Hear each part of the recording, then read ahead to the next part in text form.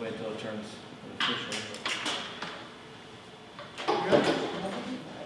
We got 1 minute yet. I got one. Okay. Call the meeting to order.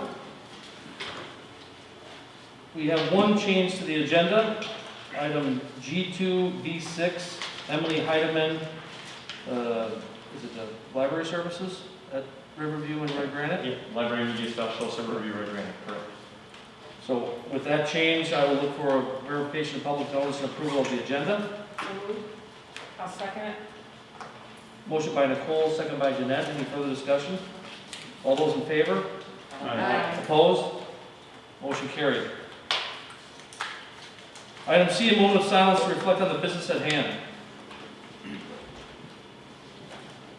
Item D, the Watoma Area School District Strategic Plan. Mission statement, create a housing foundation for the success of our children. Strategic directions, business and community involvement through internships, job shadowing, and mentorship. Develop marketing of the district and community through branding. Improve work and people skills. Develop parental contacts, promoting school involvement. Build productive relationships with the medical field to increase the support and open lines of communications to support students with mental health issues. Item E, recognition of persons wishing to address the board, which we have none. Item F, administrative reports. Tom, anything to add to your report? Nothing to add tonight. Okay. Jen, anything to add? Doug? Adam? Okay. Board members? I Anything? just want to say that I thought the graduation went okay. We always can use rain, but not that much at that time. But I thought all the white chairs was really impressive. So whoever decided to do that was wonderful, Jen. Thank you. I just thought it dressed it up with some nice white chairs. Yeah, I think it was obviously it was a collaborative effort, number of people involved. I think when you come to our event, it doesn't look like other events, and I think that's a good thing, right? It still, even though we went from a formal gym setting, which we've done year after year after year, and we moved outside, it still looked very formal and very appropriate. So I echo Karen's comments. Item G, consent agenda, the minutes of the July 13th, 2020 monthly meeting. I'll make a motion to approve the minutes from July 13th, 2020. Second. Motion by Nicole, second by Barry. Any further discussion? All those in favor? Aye. Opposed? Motion carried. Item 2, staffing. We have 2A1 retirement resignation, and would be 1 through 6 now of employment. If nobody would like to take any of these out individually, I would entertain a motion to take all the staffing 2A and B together. So moved. Second it. Motion by Adam and second by Nicole. Any further discussion? All those in favor? Aye. Opposed? Motion carried. Item H, action item, business and finance. 1A, approve the July 2020 treasurer's report. Make a motion to approve. I'll second it. Motion by Brian, second by Karen. Any further discussion?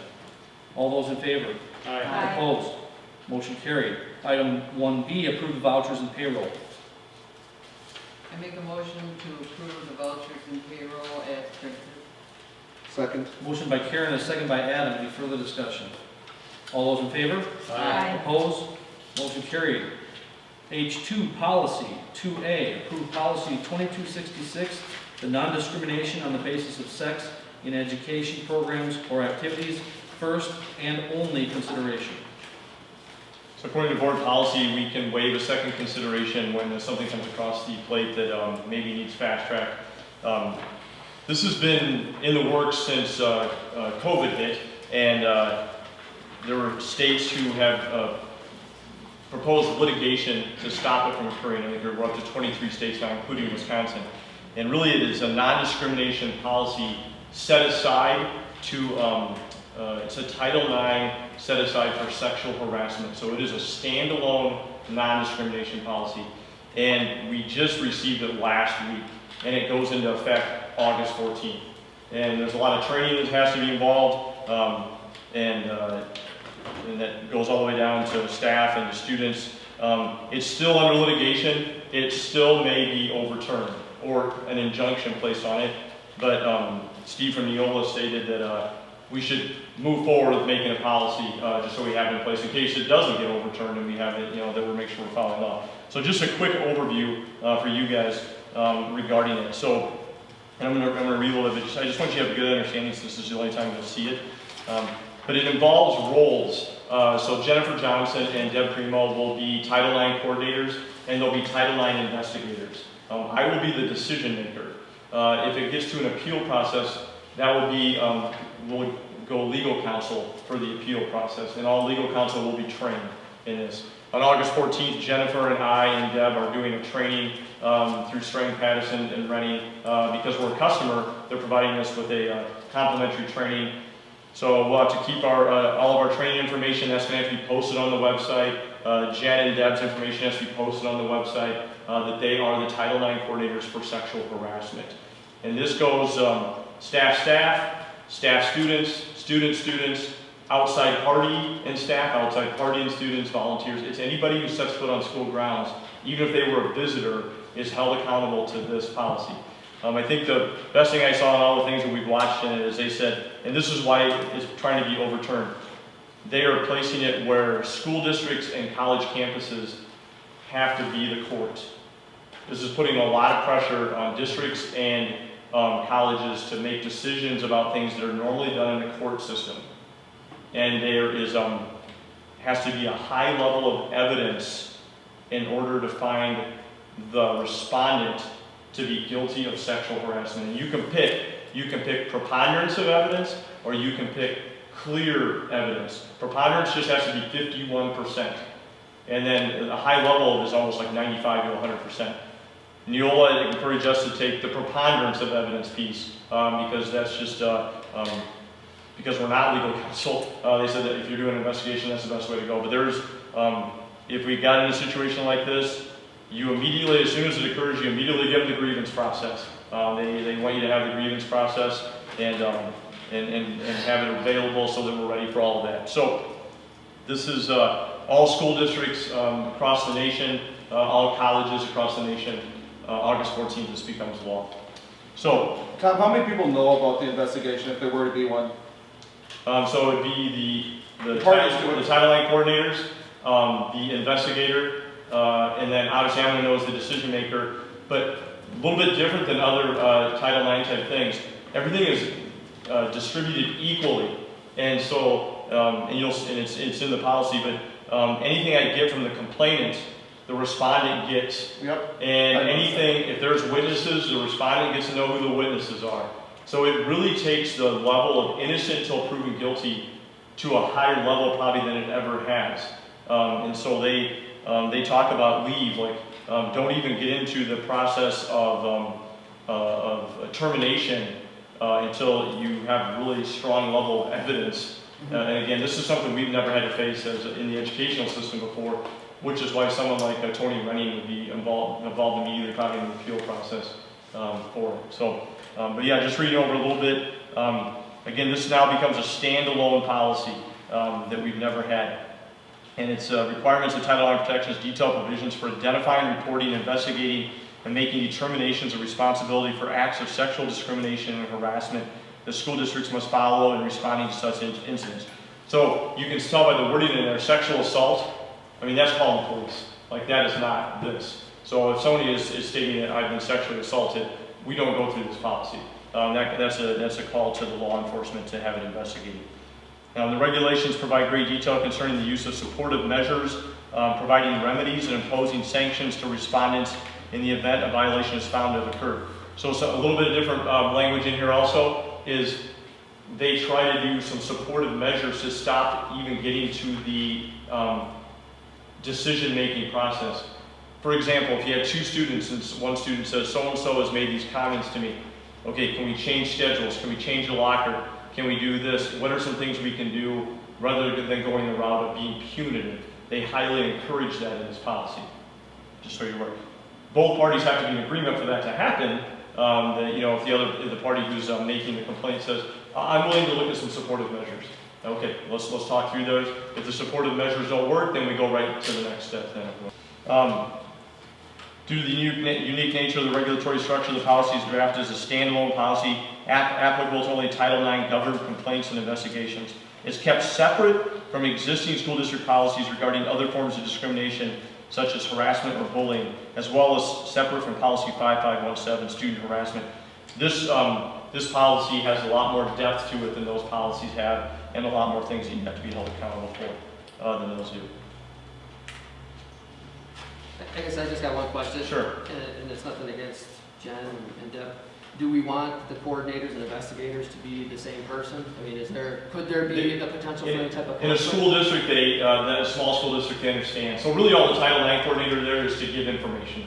And so they said, in a small school district, it's nice to have your Title IX coordinators be your investigators because they know the policy.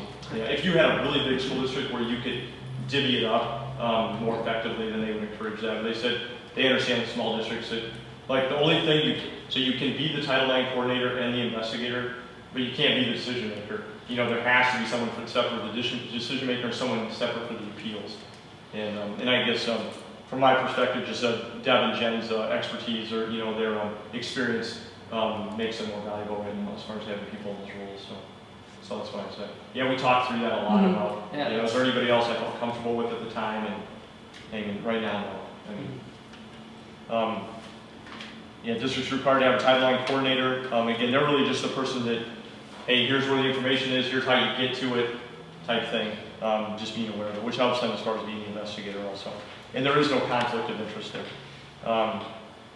Second, this release and these guidelines have received a considerable amount of criticism along legal challenges that may result in nullifying or delaying the application of all parts of this rule. It says Wisconsin joined 16 other states. I think that is an increase over time. So, again, going through the policy, it's going to give you a lengthy list of definitions in the policy, and then just goes through the whole process within the Title IX regulations. So if we had a situation where we're going to use this, I know that even though one of the two may be doing it, I think they'll probably be like bouncing things off of each other. And even I, as the decision maker, I can't really give them guidance, but like if they had a question, or we could always go to our legal counsel. That's written in the language too. If you have any concern or questions, you can go to your legal counsel to get guidance to make sure you're doing it right. But this is a little thicker and a little more than what school districts normally have to deal with, which is why, again, it's being appealed at so many levels. So right now we think it's going to occur on Friday. And again, our training's on Friday. And then we're going to have to find out what kind of training module can we get from the staff, and then how are we going to have to communicate to children from little all the way to big on sort of what's this mean and what I'm hoping we'll start getting some more guidance on and some documents or some some tools to use with like little kids or older kids on this. But right now we've seen nothing. Steve from Neola and I just met last week because it just came out. So I'm looking for a motion to approve policy 2266. I'll make a motion to approve policy 266. I'll second. Motion by Jeanette, second by Brian. Any further discussion? All those in favor? Aye. Opposed? Motion carried. Item 2B, approve revised and/or new policies for first consideration. I know that Ross was asking me, like, do we go through this? And yeah, so Steve LaValliere and I from Neola always go through these policies. We spend a couple hours together going through them, crafting them to make them based on his recommendations and what he's seen from other districts and what's best for Wautoma. And so I guess for your perspective, I guess I'm just looking for, knowing that I went through all these already, if you want to do first consideration, then you can read through these for second consideration in September. And if you have any questions, or if you have questions now, you can ask me too, and I can answer questions. But I didn't know if you guys had time to go through. I do. On page 39. Okay. Copy of outside activities of professional staff. It's F. Staff members should refrain from expressions that would disrupt harmony among their coworkers or interfere with the maintenance or discipline by school officials. And it does say outside activities. That comes to the point when, posts are made like on social media and so forth, and staff members engage in those comments.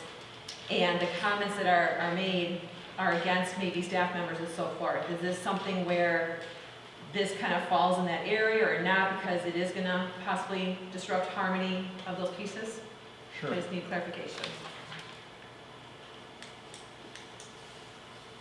Well, and I guess I'll add to that, because I had one highlighted to a question.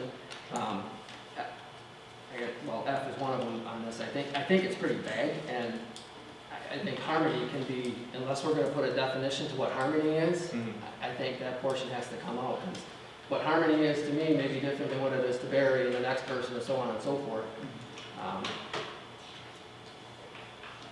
I guess when I look at maybe the harmony, then that brings me back to page 9, where we say that we have high standards of honesty, integrity, impartiality, and professional conduct. You know, the top sentence. So maybe that would help us define more, not really the harmony, but who we represent ourselves to be, or staff members represent themselves. And if we have on page 9 that that's who we say we are as a district, our performance, should some of that come down to maybe define that more? But I think that has to be explained better.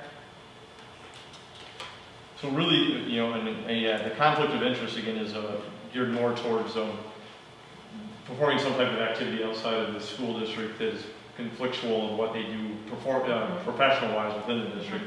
But you're right, the opening statement is that, outside activities, I mean, I could, again, this is all done by the lawyers, so if you want, Brian, by the next meeting, I could find out what their definition of harmony is on the legal front.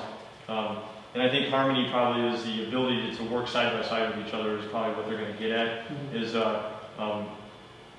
if someone posts something outside of here or somebody does something outside of here and it makes it so that two people can't work together because it was so severe, I guess that would be disrupting. I guess that's what they're going to say, but I can give a definition of that.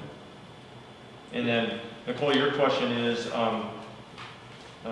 also an F.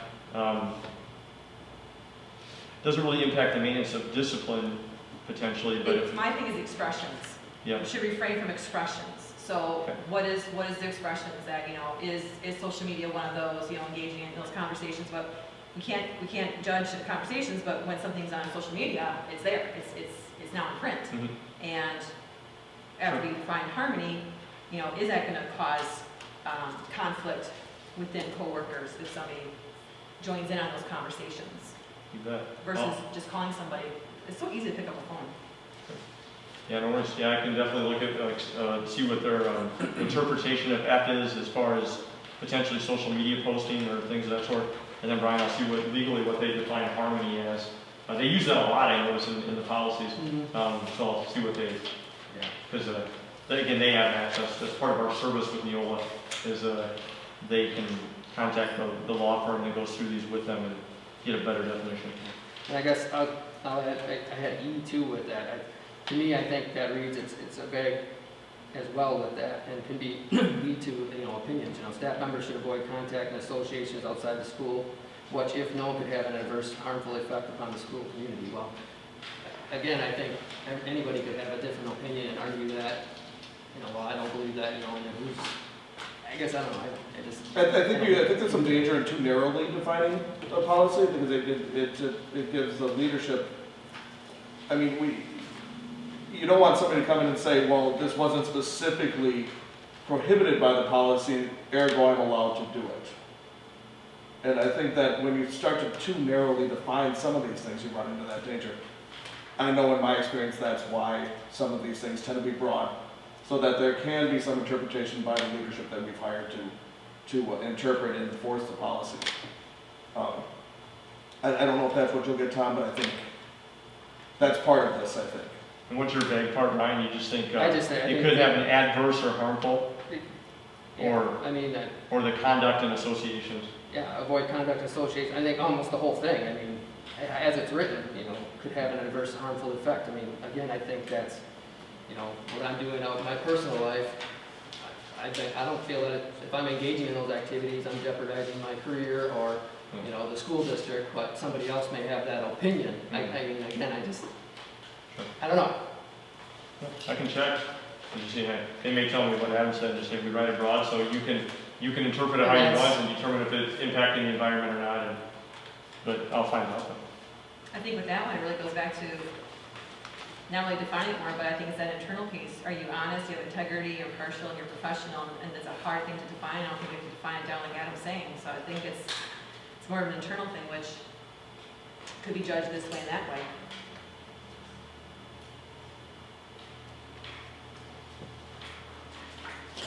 My other question was 75.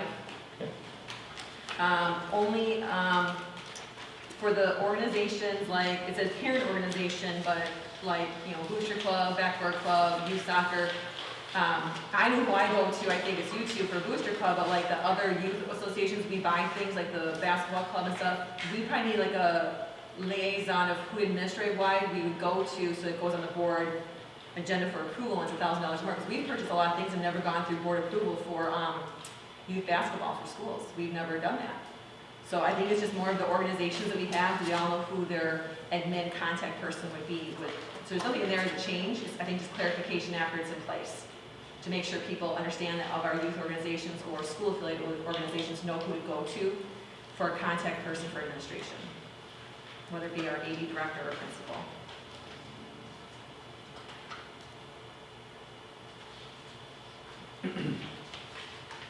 Nick, what page was that again? That was on page 75. It's just about, Yeah, and I give think a value that's, of 1,000 or more, and it's about approval. yeah, And so I've never done that for youth basketball. I think, but as I'm reading this, Nicole, because it says the board shall approve the donor with appropriate tax forms and compliance, I think if it's probably another non-taxable entity, I think this is, again, we're looking like a community member, like donating a piano or something like that, and they want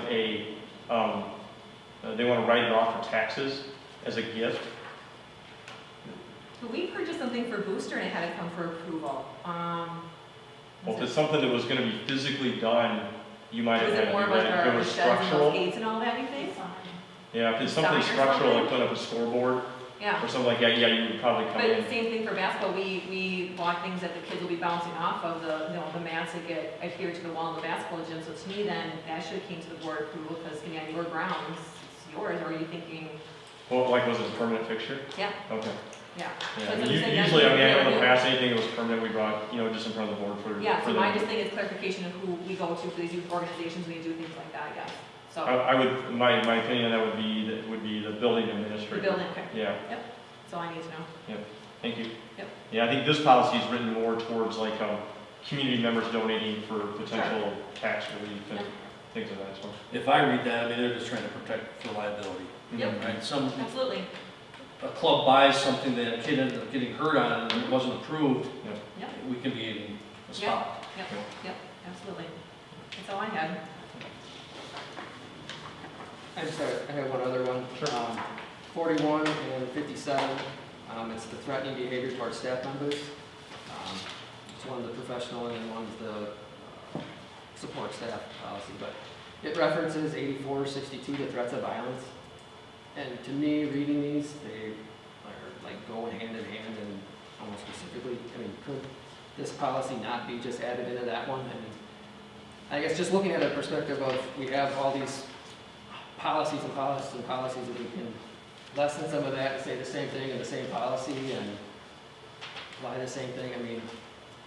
What were they, 41 and what? Page 41 and page I 57. think it makes a difference if they're a contract employee or Right. an at-will employee. I think we have to Different just categories. differentiate there, yeah. Yep, there's different categories. Like, these are all the 3,000s, and then we have like the 4,000s, I think that's up. One's support staff and one's Yeah. professional. Yeah, and there's So a what lot you're of, saying, Brian, is why aren't they all under 8462? Well, yeah, couldn't both of these policies be incorporated into 846201, the threats of violence? It references that it goes in conjunction with that policy. Could they not be combined? And Sure. Yep, I don't know. I can ask, and ask why they separated. Well, I know why those two are separated, because they're two different classes of staff, but Yeah. why aren't they in 8462? Yeah, and then Yeah. just,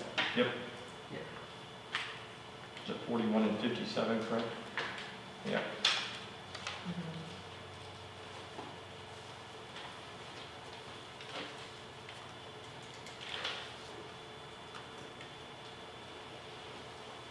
anything else?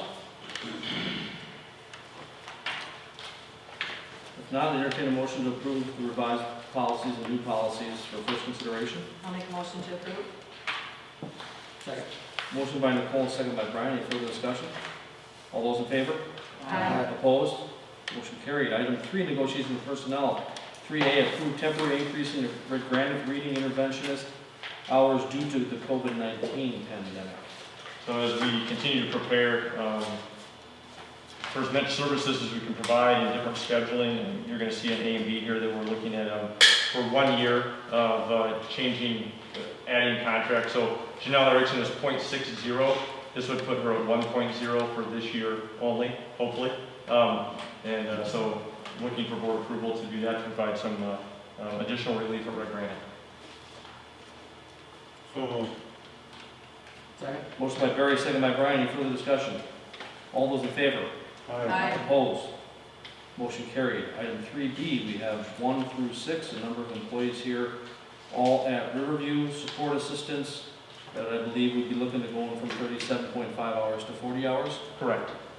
So a very nominal increase in cost. Yeah, and we would write it off to the CARES Act, both of those positions, the A and the ones in B, for the funds received through the CARES Act, we would put it on there. And again, yeah, there are no overtime, so it's 37.5 to 40, and again, it's for this year only, is our intent. I'll make a motion. Can we do them all together, Russ? Yep, B16. I'll second it. Motion by Adam, second by Nicole. Any further discussion? All those in favor? Aye. Opposed? Motion carried. Item I, board governance, discussion only. Wacoma Area School District 2020-2021 reopening plan updates. So I've been updating the FAQ document on the website, putting out an emergency messenger when I do that. Just some things that we continue to discuss as we get close to crunch time here. Open house, you know, we in our heart of hearts, we'd love to have our families come back to just reduce that anxiety coming into the building. But again, talking with the health department, talking through it together, we just cannot justify, again, all those points of contact being in the building right before we reopen. Adam had mentioned once before at a board meeting about, at the time we were thinking not even doing anything at all, about just kids coming into the next level, and that's where we're at now, is looking at Red Granite and Riverview of 4K and K, doing scheduled times in with their families during that last week in August. 4th grade coming into Parkside, 6th grade Red Granite students coming into Parkside. The 9th graders get their own time already on the first day of school, so they really do not need to have an open house for them. And then new students, I know the principals are going to discuss how they wanted to handle new students coming in. And then offering a drop-off day for families who are not, that don't fall into that category. And if they feel like their kids just have so much stuff that they can't bring it on the first day of school, like August 21st, we would allow them to come to the front doors, drop off. We would mark it, make sure we got it in the right spot, so let it sit at 72 hours of time that we're told by the CDC is important when it comes out of another household, and go that route. So that's where we're at now, and that's what I'm going to talk to the administrators again on Wednesday, make sure we're all on the same page, but then I would put out an FAQ on Thursday, so we're all together. If anybody has questions about that or thoughts, I mean, the educator in me, I want people back in the building and even try to stagger it, but I mean, that's a lot of people to bring back in the building right before we're trying to start school, and it could completely sabotage everything that we've been working for to have a situation already. So there's a lot of discussion. Building reopening plans, the principals are still working on all their individual plans.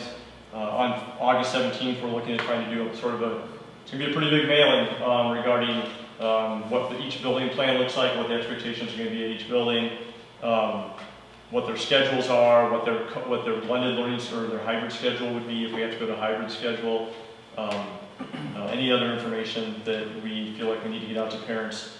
We feel like August 17th we're going to be ready. Bus information, Dave Riley and Clyde's been working with Dave too.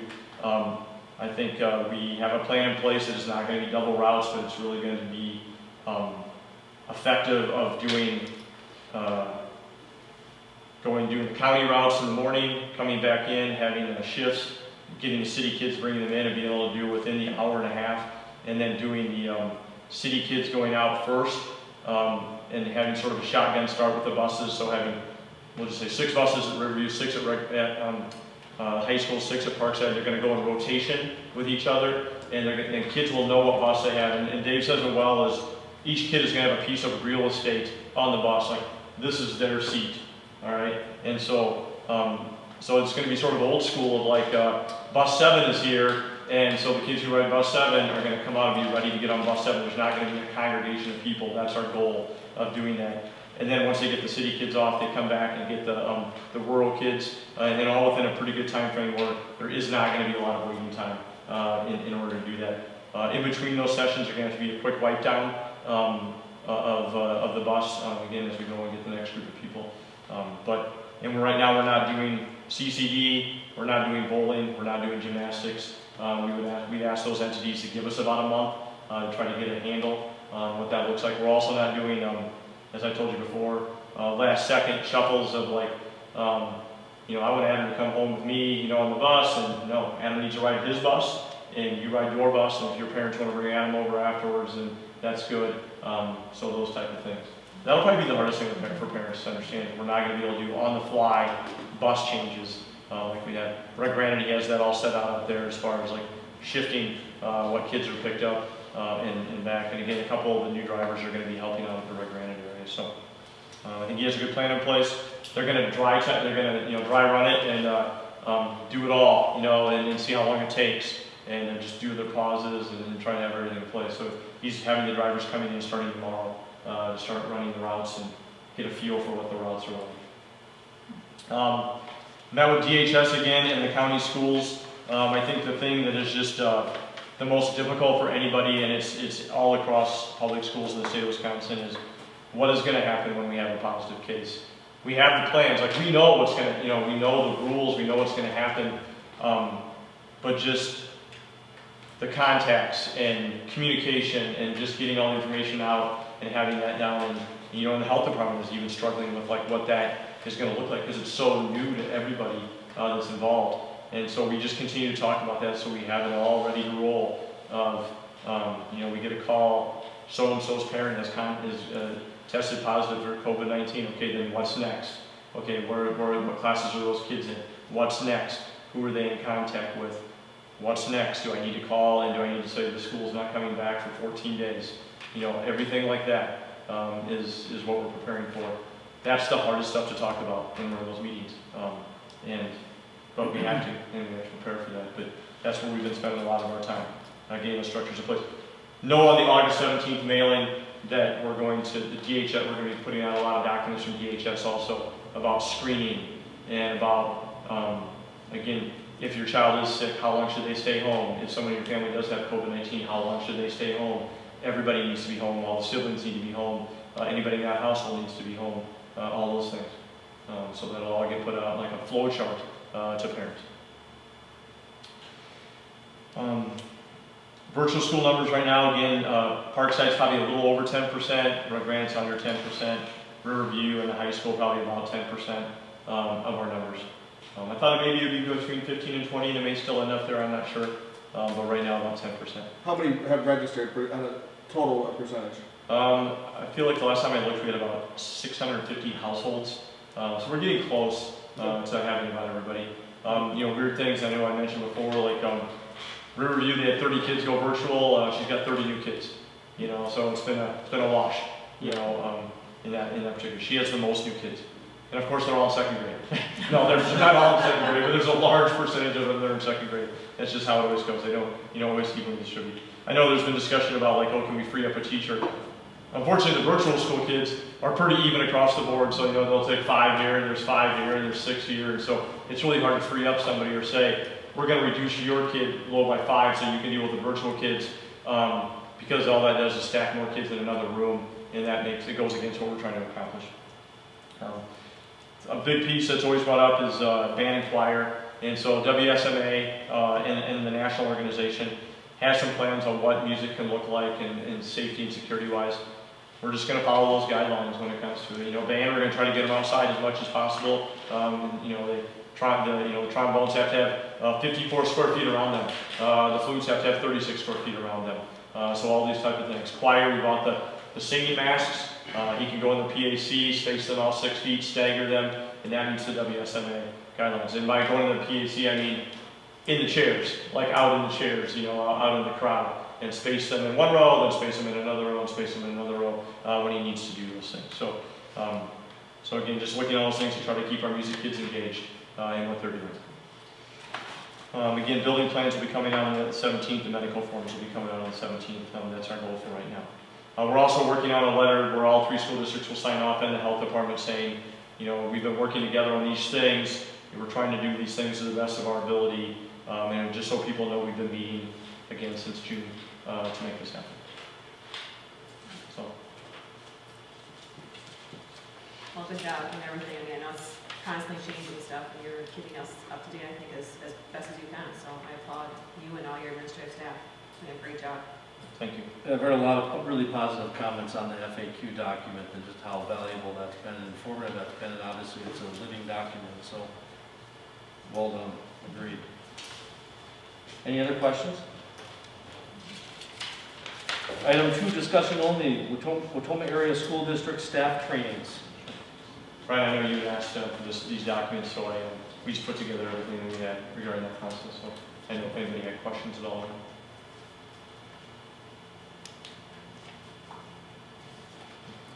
Any questions? No? Item 3, discussion only, legislative update. Barry, anything? Nothing. Talked to Mr. Teston today, and it's the same thing, both sides posturing, following their same lines. He says you're gonna see rhetoric in the news, that's all it is, and he said until they sit down and have concrete discussions, there's really nothing to report. Anybody else? Item 4, discussion only, 2020 fall sports season. So, I mean, obviously all of you are watching what's going on with the Big Ten, and you know, they're looking at canceling and what's going on. We have to get handouts and Big Ten and the Pac-10, but, Did they officially announce that? yeah. Okay. yeah. Hold on for a second. Apologize. And it was funny because Dan Patrick had 12-2, they voted to not have sports, and you go on big10.org and there's no state. I think they were talking about maybe the official statement being tomorrow, but it's Okay. happening. Yeah, it's happened. So there's many colleges really left playing at all. Well, Oh, 3 of the yeah. Power 5 still, There. well, haven't announced anything Yeah. yet. So, A little tough without the Big Ten. Right. yeah, the coach, there's, I guess, a big push, you know, this is anecdotally on whatever you read from wherever, but my understanding there's been a push from some of the coaches, obviously, to have seasons. And it's more at the president, chancellor level that these conversations are being had, and obviously that's who has the final say and vote anyway. So what you have on top there is a document from the Juneau County Health Department signed by Marquette County, Wood County, and Adams County. Our health director said that she would also be supportive of a document like this, but she wanted to talk to the superintendents in our county before she signed off, because we've been working together so closely. She just didn't want to jump on something and then not have, not have our support. But really what it talks about is, and this happened up in Wausau and Stevens Point too, the health directors have asked the superintendents or the boards to push off to the beginning of October, give each school a chance for 4 weeks to occur before starting sports season. I would say in the 5 schools in our conference, and I've met with the superintendents last week and then just before I came to this meeting, I would say the tone has changed from last week to this week. I think the tone last week was really about moving forward, really about, we're going to move forward with sports. I was probably the naysayer in the group, respectfully, because I'm still looking for someone to tell me how to make this happen safely and be covered. And we all know that I love athletics. And today was much more subdued. I think with the Big Ten situation, and I think for those of you who read about the JAG in the news, sort of about volleyball, and that is sort of setting. There's a couple things you may not know about. Department of Health at the state level is going to come out with a document this week, and I think it's going to be not a directive, but I think it's gonna put a shot across the bow from high school sports to youth sports, and it's probably gonna be like, you shouldn't be playing sports this fall. The issue with that is, from my perspective, is that every liability insurance company in the state of Wisconsin is gonna have access to that document. So if we get a document like that, and we're gonna still talk about sports, I have to go back to our liability insurance company and go, okay, there's the state DHS and giving guidance. If our Board of Education or, we want to move forward with sports, what backing do we have from you as a liability insurance company with that being out there? Another thing is the WI Board of Controls meeting Friday. And so again, this DHS letter is going to come out, the Board of Controls meeting Friday. So my recommendation right now is we just need to sit tight and see where this goes. Cross country starts Monday, all right? And girls go, but we don't have girls go. So on the back part here, I gave you the cross-country guidelines. It's the only guidelines we've received so far for the fall. Somehow Bob Barber's got his hands on this. All right. Here's where I'm at. If I get no guidance between now and Monday from, let's say DHS comes out from the state and says, we're not taking a stance, we're not going to say anything. And WI says, we're still going to play sports this fall. If Monday comes, I've already talked to Mr. Vaughn, Ms. Johnson, Mr. Beatty, and Mr. Barbridge. And on it says page 8. Of cross-country, but really this is the back page, second page. It says cross-country practice risk levels. Patty Wolf-Idles told me we are in a high-risk level. So I told Bob Barbridge that if we have cross-country on Monday, he needs to follow all the mitigating factors on the first page, okay? And he can only do what's in the high-risk level on the second page. Conditioning, speed, agility, track work, utilize every other lane spacing. Athletes cannot run in a group or follow directly behind somebody else. So it's pretty much going to be spacing out, stretching, maybe doing some type of strength training as individual. It's going to be individual based, okay? Because that's where we're at right now. I told Bob this, and Bob told me that their plans are that the Wild Rose kids would stay in Wild Rose. The Watoma kids would stay in Watoma. So we're not going to be, right now we're not commingling if that occurs, because obviously we co-op with Wild Rose for cross country.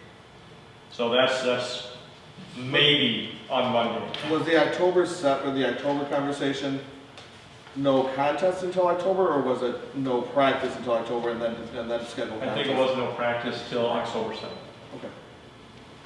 What's the next sport after cross country? They're Monday, and what was the next September 7th is everything else. Okay. First practice, football, soccer, volleyball. And cheerleading right now we are not looking at, because if they have football, cheerleaders would not be involved. Okay. And cheerleading is not a WI sanctioned sport. Okay.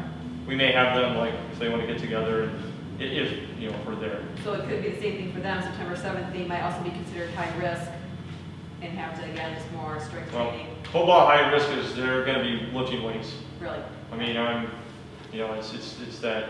I looked today, right now in Westchester County, we have 14 active cases. 2 weeks ago, we were about 35 active cases. So there has been a decrease in the number of active cases. We've had large groups recovering as of late, and I keep in close contact with Patty and Kerry Kremsinski on that. But I will say that if the WI does not take a stance and DHS comes down pretty hard, I'm going to call the liability insurance company. I'm going to get some feedback and explain to Ross that I would probably call a board meeting just to address this after the annual meeting and the budget hearing on the 24th, because we're going to have to address it. And I'll have to come to you and say, here is what the state DHS said, here's what our liability insurance company says. And if they're both not in support, I'm going to tell you right now as a superintendent, I'm going to recommend the board that we don't play fall sports. And I know that's hard, and I get it, but again, it's my job to look at the data, look at the information, and give the recommendation. I will tell you that, and I'm not judging anybody, but I will tell you the rest of the conference, the boards are full speed ahead to play sports. So there might be, if those things occur, and I don't know if they're going to ask the same questions that I'm asking, I don't know. That we might be the only conference school that doesn't play, which could mean we may have 100 parents in here who are angry that we might be canceling sports. And I mean, again, I just got to make the recommendation that protects the district and protects the students if that's what we're being told is not the right thing to do. I mean, I just have to. Has there been any talk anymore about I think some of the schools in the southern part of the states are more popular, are still examining a potential spring season, some of them. For sure. Has there been any talk, or Adam too, among ADs in our conference about that, or not? No. Okay. I know that there's some, I know the ECC said no, they will move on, I know they're not in our conference, but we can play against them. So the ECC has said, right now they're having fall sports, but if they cancel, they're not scheduling spring. Correct, according to our conference commissioner, yes. Okay. Do they give any numbers as far as when you talk to our health department, do they give you any numbers as far as at what degree are these people that are, we have 14, 18 cases currently being treated in the county, are any of them in severity as far as showing symptoms where they have to be hospitalized? Yeah, they don't give you real numbers, but they sort of, they allude to it, and it really was until recently that they really just had mild cases, mild and moderate. The last real big bunch, when that number went from all of a sudden it went up 40 over, they ended up with a few hospitalizations, and obviously they ended up with someone passing away. There is a situation with that fatality. Oh, sure, I'm not second guessing it. But I guess what I've been told over most of them is really been more mild to some moderate symptoms. Okay, thank you. We've had a number of discussions about this, and I think probably everybody on the board here agrees the importance of sports and extracurriculars. And I think it still boils down to, every time I talk to Tom about this though, that I think we're all for sports until it's going to put our school year, or possibly put our school year at risk. And if I look at this Juneau County, they explain that first month, how important that first month might be to getting the school year up and running. So obviously there's a lot to be learned between now and whenever we might have to meet around the annual meeting. So I think I appreciate your thoughts, Tom. I think at this point, any decision is premature. Yes. But I think, your thoughts there are important for us to understand. That we might be faced with a tough decision that none of us want. One thing we've always talked about, and we always follow it, whether it be monetarily, when we take action in a situation, we always look across the board at schools in our area, other schools in our conference, what's being done, should we be paying this extra money, what should be done.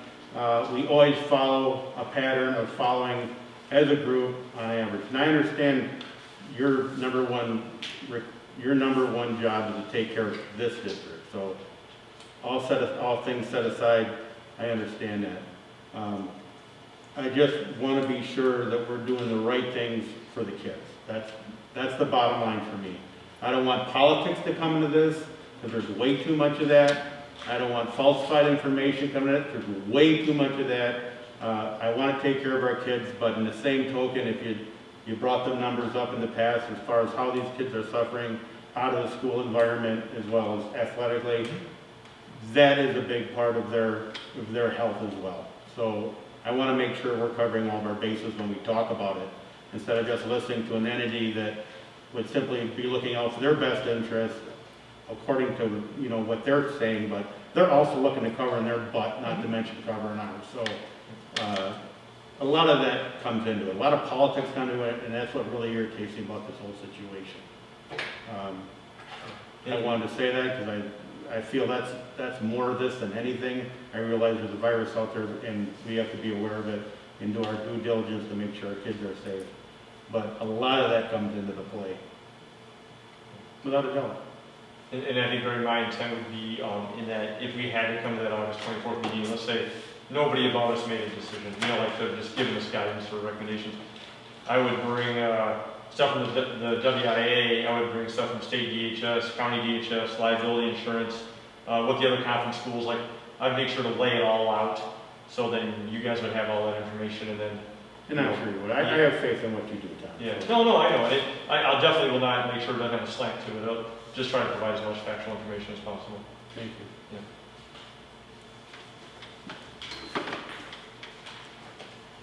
Additional comments? I think there's a lot more to happen here in the next couple weeks here. I agree.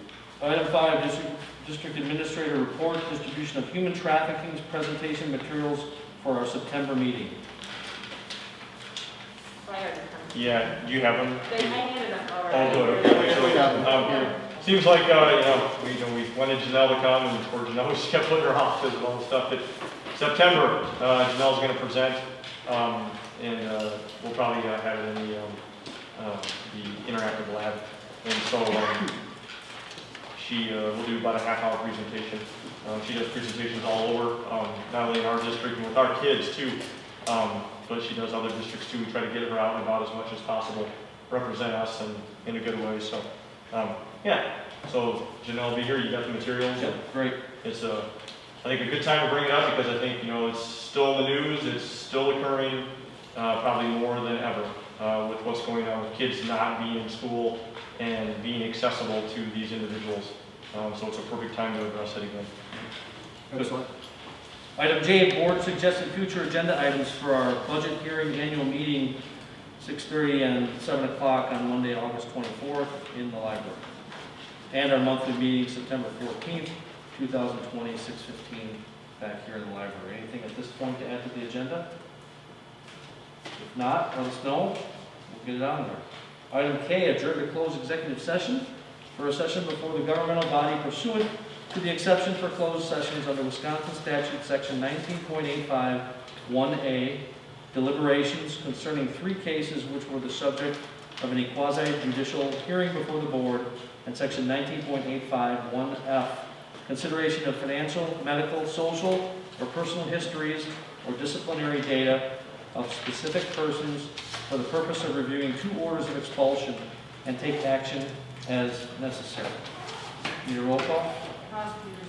Yes. John Gibson. Yes? Gary Maxwell. Yes. Adam Levy. Yes. Aaron Johnson. Yes. Nicole Weir. Yes. Matt Moore. Yes. Okay, so